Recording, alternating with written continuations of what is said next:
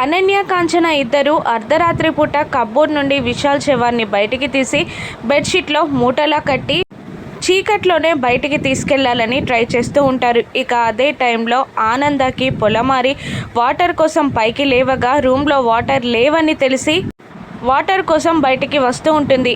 ఆనంద బయటికి వస్తూ లైట్స్ ఆన్ చేస్తుంది. దాంతో కిందికి విశాల్ శవాన్ని తీసుకొస్తున్న అనన్య, కాంచన భయపడి లైట్స్ ఆన్ అవ్వగానే ఆ మూటని కిందనే ఎత్తేస్తారు.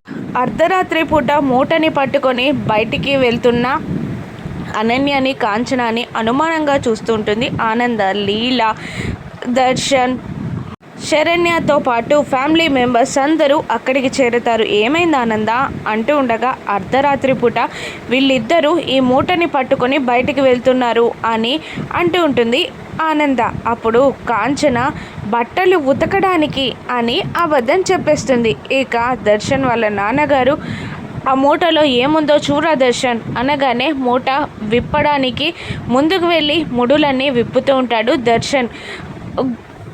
అనన్య గుండె భయంతో వణుకుతూ ఉంటుంది. అక్కడ విశాల్ శవాన్ని చూసిన దర్శన్, ఆనంద ఏం చేస్తారు? అనన్యకి పిచ్చి లేదని కన్ఫర్మ్ చేసుకొని జైలుకు పంపిస్తారా? రాను ఎపిసోడ్స్లో చూద్దాం. Thank you for watching.